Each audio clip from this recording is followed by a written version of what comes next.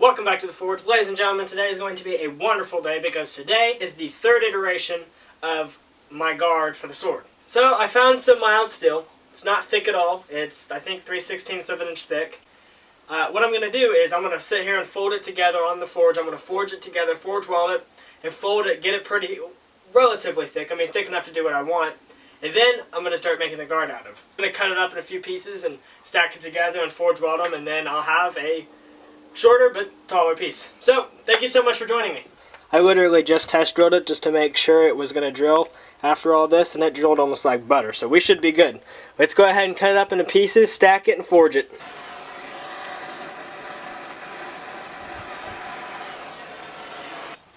I just remembered that my forge is falling apart.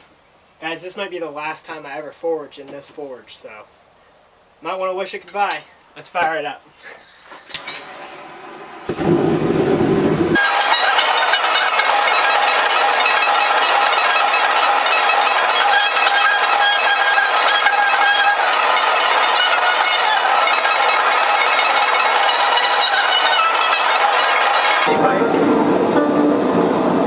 My grandfather so kindly went and bought a metal cutting chop saw, and since I've been cutting everything with this angle grinder, I'm going to go use his, and he's allowing me to use it. But the thing is, it's over here, not where I'm at, so I'm going to go cut him and I'll be right back.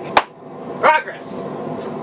I clap a lot, don't I? 4 pieces of 3/16 of an inch thick by 6 inches long pieces of steel are now cut. We're going to clean them up, take the welder, weld some lines on it just so it won't fall apart, throw it in the forge weld them together, and then continue on the guard.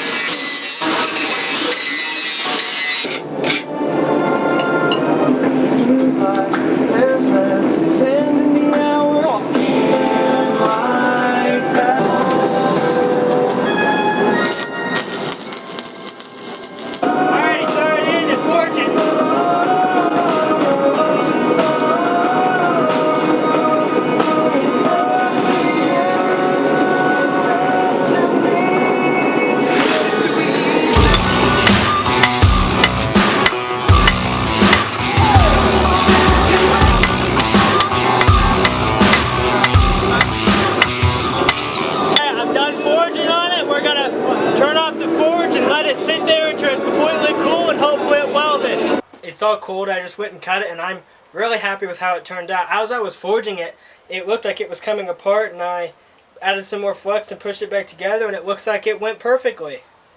So both ends are perfectly welded together. I can't guarantee that the middle is, but it feels like it. It sounds like it while I was cutting it, and the only way to really find out is just to keep pressing on like it is, and then eventually, if it's cracked, well, it'll reveal itself. Let's hope that's not the case. Let's go ahead and clean it up, and then finish my plan on the guard.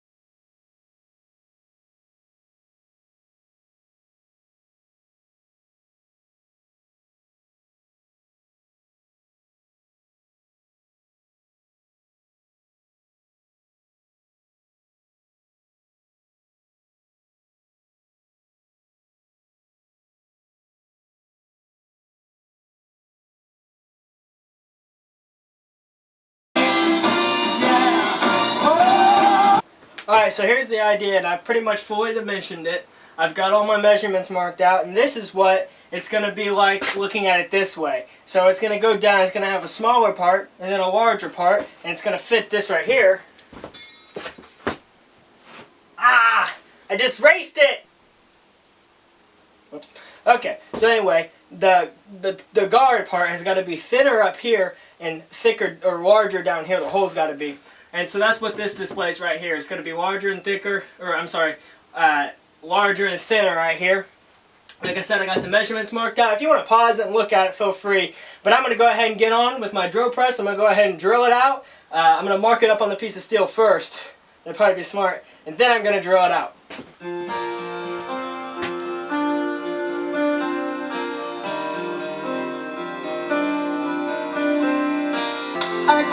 It's roughly marked up. Time to drill.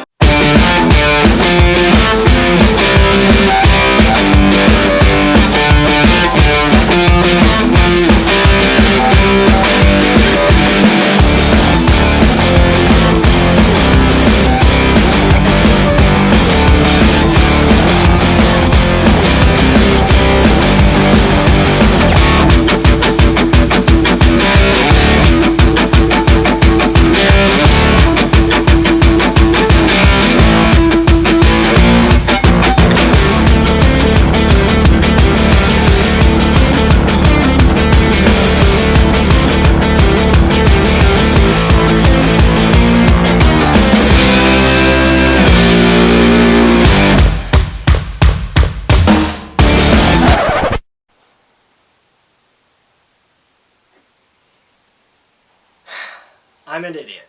For those of you that didn't catch it, I could have avoided this mistake by just thinking, using this old noggin. I could have avoided it completely, but I didn't, and I was too excited, and I just went ahead and messed that whole thing up. The past few hours have been completely in the wrong direction. What I did wrong was I acted like it stayed at 1.2555 all the way down through the entire thing whenever I needed to narrow it in and go down to 0.6515. So I drilled the holes on either side all the way down, and this entire section was going to get cut out of the middle, just like right here. It was going to get completely cut out. That way, whenever I fit the guard in through the sword, this entire part right here is going to have nothing but space. For a second there, I thought I could fix it. My thought was that I could make the handle of the sword a little bit bigger to cover up the hole on the top side. If I did that, I have to make the handle itself as wide as the blade in order to cover up the hole completely. And that would be weird, to say the least. So, can't do it that way. Good news is, though, whenever I made that billet and welded it together, I still have 5 extra... I might have 6 extra pieces. Anyway, I have plenty to make another billet and restart. Just... hopefully I don't make the same dumb mistake again. Now we just need to use this stuff right here. Whoops. And weld it into a new billet. Re-forge it together. Recut it. Re-clean it. Redo a lot of different things. Oh well. It's better to learn now whenever I just made the mistake in the beginning versus learning later whenever I've got another 3 hours in this or 4 or whatever. So. Oh well, this is what it is. We're going to go ahead and weld a new billet together. I've decided to go ahead and keep going along with this. I can't salvage it, but at least I can play with it and get a better understanding of how I'm going to actually forge the rest of the guard before I do it on my nice piece that I haven't screwed up yet. I'm going to go ahead and finish forging on this one before I start that one, just honestly just to have a little bit more fun and to get a little bit more practice under my belt before I tackle something completely different.